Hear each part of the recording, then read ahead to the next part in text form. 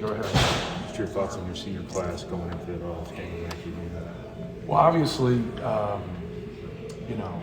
position they've put themselves into in terms of trying to be undefeated at home, having the best record, in the Big Ten, as a class, have the best record as a Purdue class. And they put themselves in such a great position, and so you want to do everything that you can, to help them, finish on a positive note. But obviously, it's going to be hard, going against Wisconsin, and always a tough cover. But just proud of it. It's what it's all about. Like, there's a lot of adversity there, and be able to fight through, but a lot more success than failure, and they've all sacrificed in their own way, to help us win a lot of games.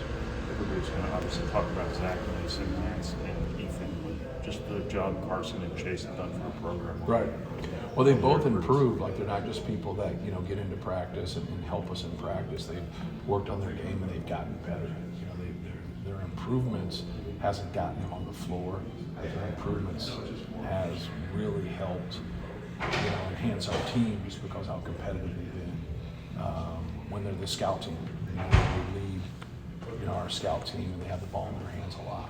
But both of those guys have done great things for our program. Zach's meant so much to this program, but I think that he's a people person, and I see him out there hours after the game, signing autographs and stuff like that. And just how rare is it to get a superstar that's as willing to do the media, the fanfare stuff, that he doesn't ever tell anybody no, it seems like. Yeah, no, it's great. You're just, it's hard because, like, no matter what you do, I always say this about, coaching, like, no matter what you do, somebody's upset. You know what I mean? Like, when people start to really pick at you how you win, and you're 27-3, like, it's like, gee, like, get a hobby. Like, but for someone who's a great player, especially someone of his size, he takes a lot. Like, people don't realize that these guys read everything, good, bad, or indifferent. So, like, he takes a lot of that in. It's like other night when they yelled that at the, national anthem. I was like, man, we just got 4 or 5 points right there. We just got better, because that fires him up. It gets him going. But I think he just appreciates, the Purdue people for their support. He appreciates, how he's been treated. I think, for the most part, nothing's ever 100%, but for the most part, I think, Purdue people have been great to him, and he just wants to show them that, he respects that, he appreciates that, and stays out there and signs for as long as he has to. I know you got more out of him than you probably ever imagined, but he's earned everything that he received, right? Yes, he has. Like, for everything that he's done, if you look at his numbers and his success, just, guys and Shaquille O'Neal, Ralph Sampson, Bill Walton, just some of the accomplishments that he's had. He's in that air, which is crazy. There's some big time players there. No, he's worked very hard. He's gotten better every year. I think that's something that you want, and you want to be able to say that you have individuals in your program that get better every year, because that's what it's about. It's about developing and improving. How do you help your players manage the emotional aspect of a senior day and still compete and play within like a don't have it before the game. It's the dumbest thing in the world. People do that. Like, don't let people get their emotions raised, good, bad, or indifferent before the game. Just treat it like any other game. Then after it's over with, treat it like senior night. So, like, I think that's important for us to just kind of keep that in perspective. They did that before I, when I first got here, and I was like, man, like, why let that emotion get into play right there? Because everybody's going to have that. Everybody's going to feel like, oh man, it's about winning this game. Like, don't talk about it at all. Talk about Wisconsin. Talk about winning. Talk about doing the same things, because you stay, within your habits that way. You stay within your routine, and now afterwards you can reflect on it when it's over. I think that's the best way to go about it. How hard is recruiting in season? You've been at high school games recently, and so how hard is it to balance? And then has it gotten harder recently? Yeah, no, I've always went out. I like watching them during the season. We don't have a big class the next year, so I didn't go out as much. The year before I went out a lot, but I like to go out and see things for myself. I don't like being on the phone. I'm not a big phone guy, and But I think anybody can walk into a gym and see 100 kids play. But when you travel and you go places just to see one person, I think that really resonates with young people that, hey man, like, he really wants me and the head coach wants me and things of that nature. So that's what I always try to do. But there is a balance to it. You can get pretty tired. Like everybody's pretty tired at this point in the season. Every coach is tired out there.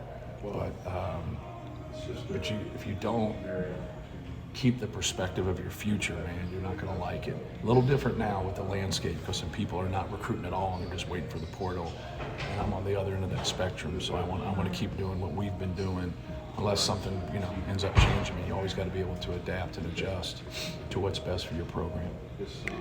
At this point of the season, how do you guys get better from now to the start of the tournament? You just try to clean up, some of your mistakes. We made mistakes the other night. Like when we had sloppy traps at times, and when we had good traps. Our attention to detail on some of our wall ups and some of our vertical jumps wasn't very good. We smacked down at the end, and then you don't think it's a foul during the game. Then you see it, and you see why they called it. And so today was. When I did my practice plan, there's 2 to 3 things that have nothing to do with Wisconsin, just has to do with basketball and some of the slippage we had in the game. So you try to correct that slippage and watch film, and it's more cerebral than anything. It's more watching film, communicating, talking about it, but just being better at what we do. So we've kind of glanced over the game here, but if you could tell us about Wisconsin and what you expect from them and what's from the last time, what you can do better, things like that. When you're playing an opponent, especially one like Wisconsin who has great tradition and a great coach and great system, and it's proven. What they do is proven to be successful. You got to think you're going to get their best from each individual guy, and that's how you got to prepare. From the way they move the basketball to their shooting, to the guys that post, to their ISOs, just everything that they do. They have a great system. So that's what we have to be able to do. We have to have that focus and understand that we're going to get their best, and we got to be ready to defend them, and we got to be ready to execute on the offensive end. Wall's still the hot button matchup. What's that? Is Wall still the hot button matchup there? I think they're all hot button matchups. I think they're all good. The guys that come off their bench are good. And so we have to be prepared, because at the end of the day, that's not who gets you, right? Someone you're not quite prepared for, you give too much attention somewhere else. Everybody they start, everybody they bring in, whether that's Blackwell, whether that's Essegian, whether that's Winter.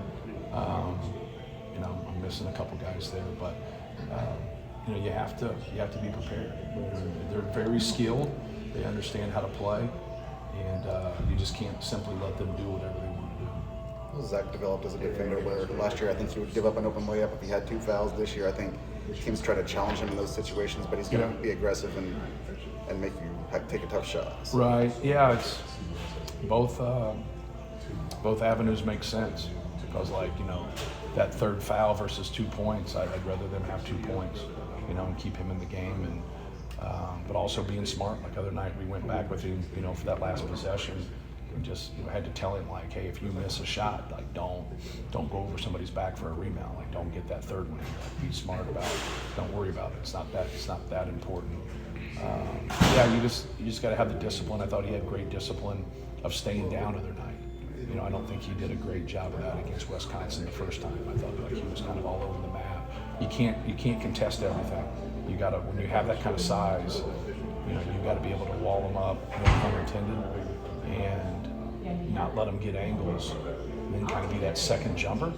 And then sometimes if you don't feel comfortable being the second jumper, then don't jump at all and make him make that shot, which he did. He made some really tough shots at Wisconsin, but we also, we didn't have great body balance a couple times defensively. What has Mason's drive meant to the team? Yeah, well, Mason's a maniacal worker. So he puts in a lot of time. Not to say that other guys don't, because they do, but I think everyone has the respect because of 2 things. He works really hard, and then he lays it on the line. He's not scared to embrace the physicality of the game, and just gives you everything that he has. And that's what you want. I think his teammates would say the same thing, and other coaching staffs would say the same thing. Thanks. Thank you.